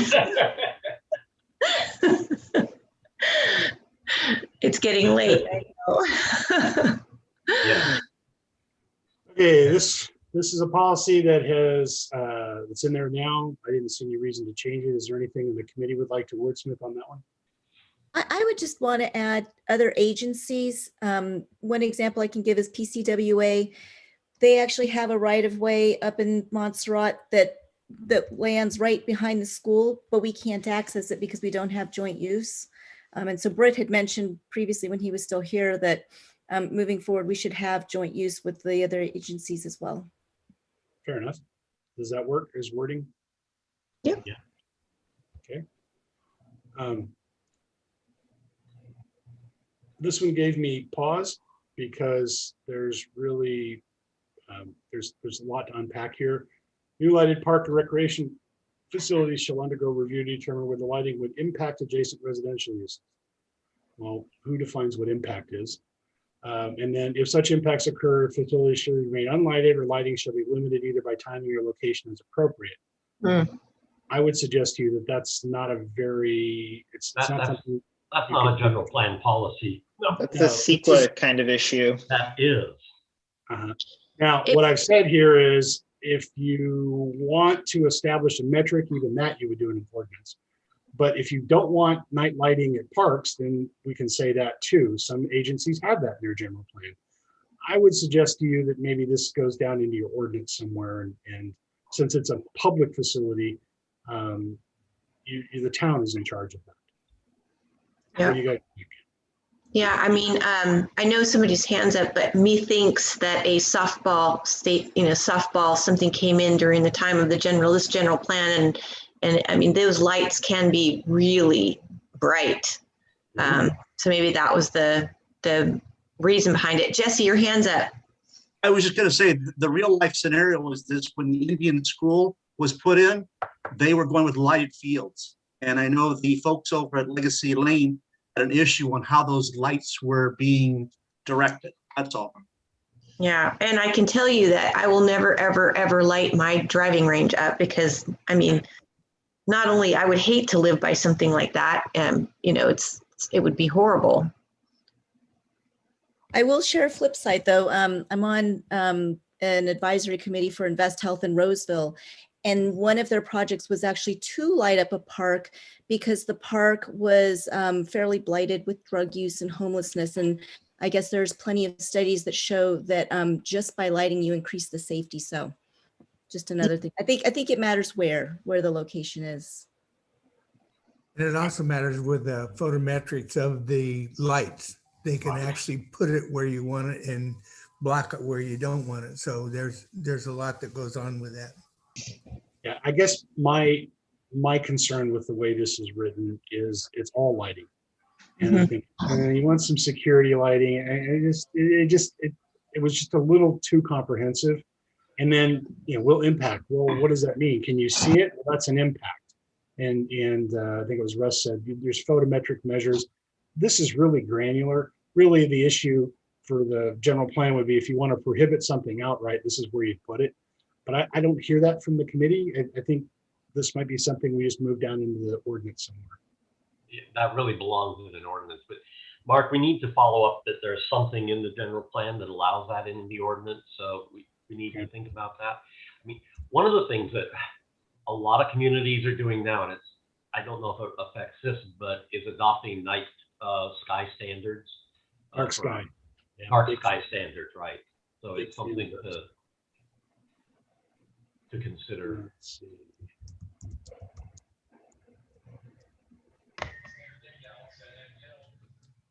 Okay, we're getting on the home stretch here. I promise, there's only a little bit left.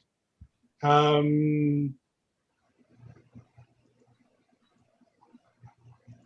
really belongs in the conservation element. I agree. I agree. And I think we have a policy like that in there, but anyway. I think you're probably right. I'm just responding to what was in there. Yeah. Everybody, the committee okay with that? Moving that to conservation? I'm good.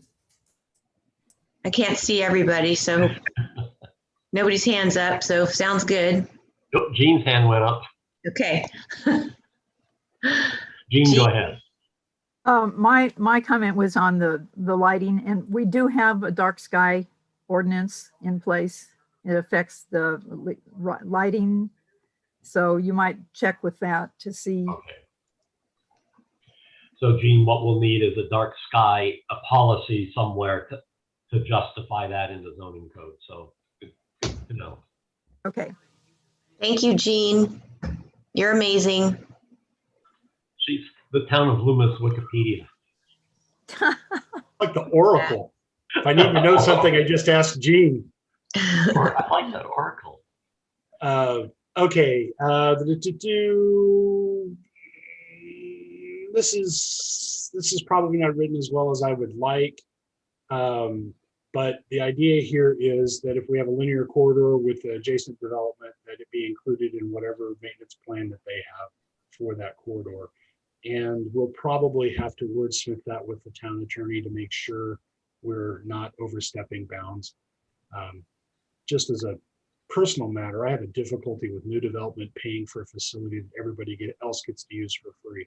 So we have to figure out how we balance that. It's an equity thing. But we also want to make sure the town doesn't get in trouble by doing that and then later have to give a bunch of money back. So we'll work with the town council. So this is the one that the new one that you proposed that you let us know about, right? Well, these are both new, and this one's going to go to conservation.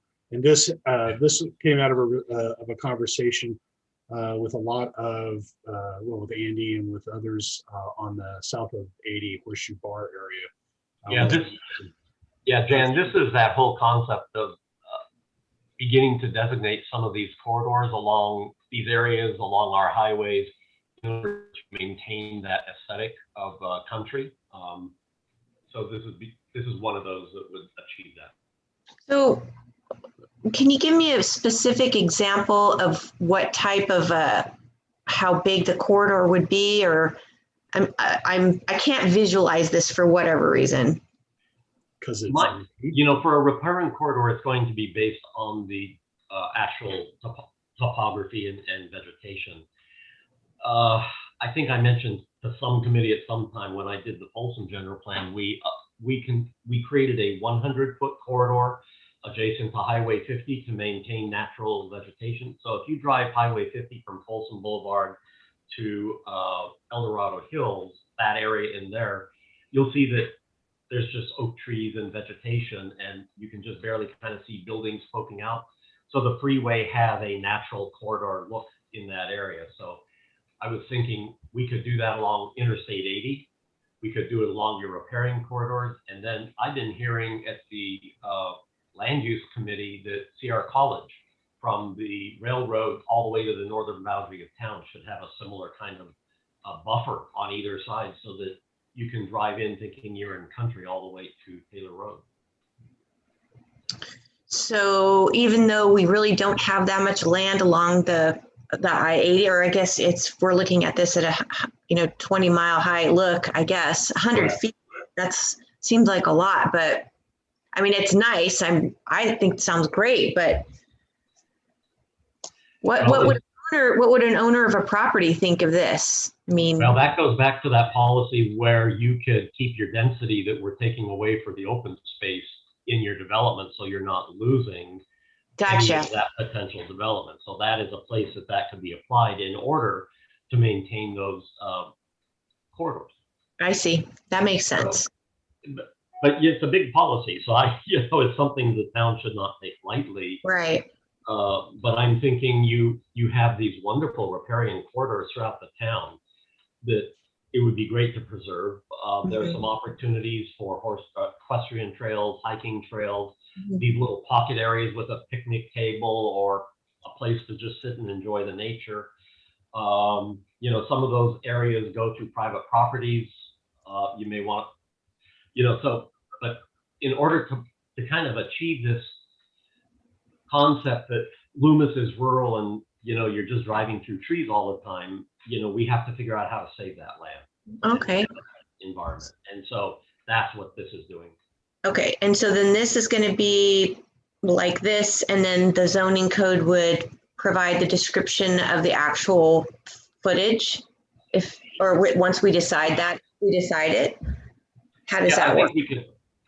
Regarding the riparian, it's going to definitely be based on, the physical characteristics of the area.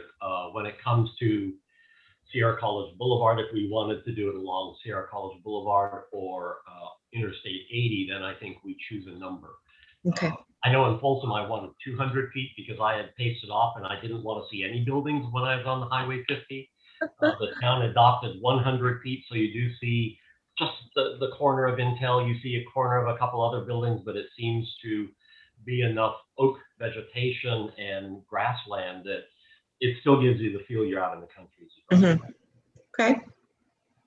How does the committee feel? I love the idea. If we can make it work, I absolutely think it's great policy. Okay. Anybody I else? like that idea, and I like what happened over in Folsom. I used to walk around on all those places over there. Oh, did you?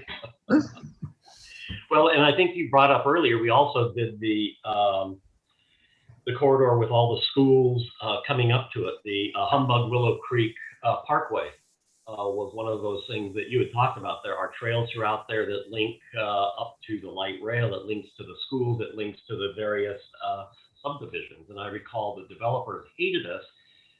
Then we adopted it and they went in and built their subdivisions. Get what they promoted, come to my subdivision. You have direct access to hidden or to the parkway. So and I've ridden go every over one of there. those. It's a wonderful parkway. It is good. Does anybody else have their hand up? I had a comment. Go ahead, Miguel. Yeah, the land that you're talking to at Sierra College was part of a federal highway program under Lady Bird Johnson, where I don't know exactly how they worked it, but they put that riparian area in. There used to be quite a few billboards along that road. They took most of the billboards out. So I think that riparian corridor there, at least, is protected by the federal agency. Excellent. One thing I noticed, even Rayleigh's have a vegetation along there that you really don't see Rayleigh's as you go down Interstate 80. So we could take a look at just how far Rayleigh's is set back from Interstate 80 as an example. But I just noticed you hardly see the Rayleigh's building there when you drive by. That was a requirement of the town. Okay. Do you know how far that was, Miguel, from the freeway? It's not very far, maybe 30, 40 feet. Okay. But they let the landscaping in the back of the building die. Yeah. It always makes me angry. But if you take a look at the Hidden Grove property along the freeway, there's Google Map, there's a lot of vegetation along there that's not part of the open space corridor that was designated in the general plan that I would love to see stay there next to Interstate 80. I agree. Yeah. Jean, your hand is up. I'm looking at this and I keep going back to the maintained by the private owners. Now, is this primarily going to be new subdivisions or owners who know what they're getting into and that they have to keep up people's trash and the maintenance and stuff of this if something goes by their property? Or I can see an HOA doing it, but what is going to be the reaction of private owners if they're supposed to clean up after everybody? Part of it is there may be some that are on private land, say a riparian corridor, and I think you said you had one at the back of your property, and I would love to see that dedicated as open space permanently. I don't and have, no, I don't have any. Oh, I thought you said that you had a wildlife corridor running through the back of your But, property. well, there's no water to it. Okay. But it's still, even with a wildlife corridor, it could be the town says, hey, we're designating that open space back there, and that would be up to the owner to maintain. But the purpose is to keep houses and other structures and maintain it as a corridor. So those, that would have to be looked at, parcel by parcel. But the concept is beginning to try and preserve as much open space for the purpose of aesthetics in the town of Loomis that we can, to maintain that character of Loomis, and then looking for ways to make sure that it's maintained. If people did this, would that be permanent, and they would put it under a conservation easement and get some kind of credit for it? Property tax credit, or what? Don't know yet, but that could be an implementation measure that we look at. I think we have to be creative here, how to make this happen, because it's very obvious the town wants this character, and we just need to do everything we can to preserve it. And we haven't got into all the implementation measures yet, but definitely it'd be great if we could. Because as a property owner, say you retaining your wildlife corridor, we want to give you a benefit to maintaining that. So I would strongly suggest the town meet with Jeff Darlington. He's the director for Placer Land Trust. I have been keeping him in the loop, and I know he definitely has some ideas and thoughts about that, but that's what they do. Exactly. And we found that the town actually had a 1-year agreement with the trust, and then it dropped, and I'm not sure why it would drop, but I think the land trust is an awesome way to achieve what the town wants to achieve. I think they actually have some money from the town that they're still holding on to. It's a small amount, maybe about $6,000 or something. So Bonnie, I think maybe once we get a little bit farther along in this process and look at implementation, let's do that. And definitely we need Sean at that meeting. Sounds good. Yeah. Sounds good. So now that we're done with this item 12, should we stop, or is there? It's been 2 hours, Jan. Okay, yeah. But I have one question. Yeah, go ahead, Miguel. On 8.3.42. We haven't got to the implementation yet. Oh, I'm sorry. Okay. Miguel, what we want to probably do is kind of stop for the night, just because it's late, and pick up right here next time. Sounds good. Okay. Is everybody okay with that? And is there anybody else that has a public comment? I don't see any hands raised. Okay. Well, I got one public comment, because there was Russ mentioned about fencing, and it's kind of unique that Loomis, I drove all over Penryn and Newcastle and whatever, and nobody allows a solid fence or anything higher than a 4-foot 3-board fence. But in Loomis, we allowed a 6-foot, actually started out a solid fence on Sierra College at King Road. And I contacted the town, and they made them take out 1 board. So now we have a 6-foot fence with every other board out. But I don't know where that goes in the general plan, but we need to get rid of this 6-foot high fence in the agricultural zone. Miguel, boy, was it tonight's meeting or this afternoon's meeting? But we have a note to talk about fences. So Mark and I will work on policies about fences. Thank you. Since microphone isn't working, just wanted to remind some of the folks who wasn't on the last meeting about the town's open house that they'll have for community outreach. And again, I hope that we can get a survey together that would be available that day for people to fill out. But if Anders, if you can remind them what the day and times are, that'd be great. I know it is. The first will be Tuesday, June the 15th. I believe that. Is Christy on here? Oh, Mary Beth, can Okay, it's 6:15 and 6:19. Can I help you? Okay, if you could, I can't recall the Yeah. times. No, it's June 15th from 6 to 8 p.m. Correct. and June 19th from 11 a.m. to 1. Okay. And I believe that one is going to be inside and then one is going to be outside. Actually, they're both inside. The Oh. Tuesday is at the Blue Goose, and the Saturday is going to be at the Depot, both inside, because it's Okay. after June 15th. So I think Okay. it would be okay. Okay. And so the format will be, we're going to go through element by element, not line by line, but allow people to speak on each element. And then after we go through that process, then the staff will remain aside for any, questions on how to address these issues, because I know there's a lot, it's a lot of work. So that's done. The other thing I know Mary Beth probably wanted to talk about was we have reorganized the general plan site to make it a little bit easier to navigate through. So take a look at that. We also have been posting comments. There is an Excel spreadsheet with the 849 comments through Sunday night that has been posted along with a PDF of that on the general plan website. And we will be updating that every Monday and posting all the new comments. Those comments are emailed to the Planning Commission, Town Council, and all of your consultant team. And Mark has had some of those comments in here to date. Also to note that we have not responded to all the comments yet, because we're bringing them to the committee and we will get responses and eventually respond to all the comments and how we're addressing those comments within the general plan. And then I think Mary Beth was going to say that your assignment is, Mark, can we get this up in the next, let's see, you wanted to, this is a weekend. He wanted to go enjoy his weekend. So this document that we worked on tonight will be up a week from Monday. Okay. Is that all right, Mark? There we go. Thank you, Andy. Andy wanted me to work all weekend and get it up Saturday afternoon. So I love you, man.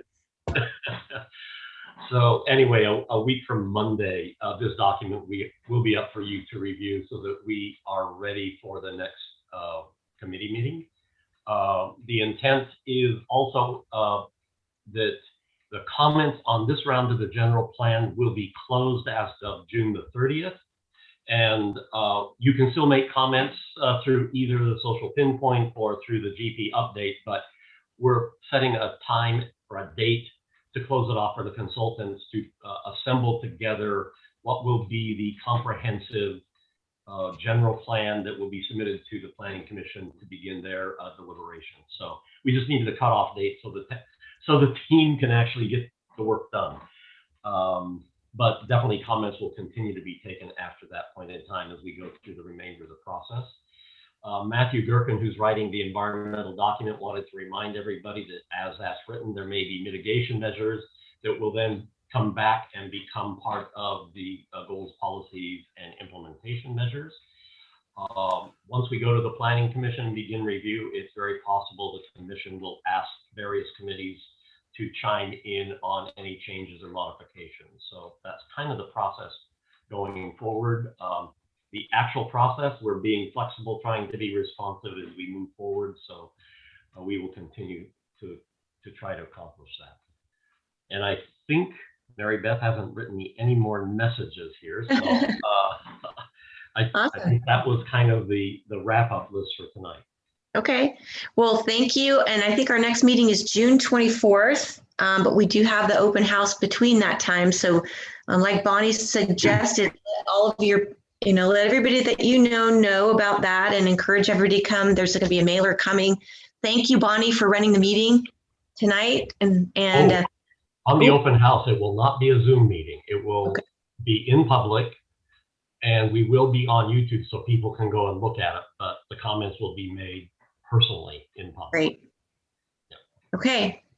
Are we all ready to say good night? All right. Good night, everybody. Thank you. Thank you for your time this evening. Thank you for a great job.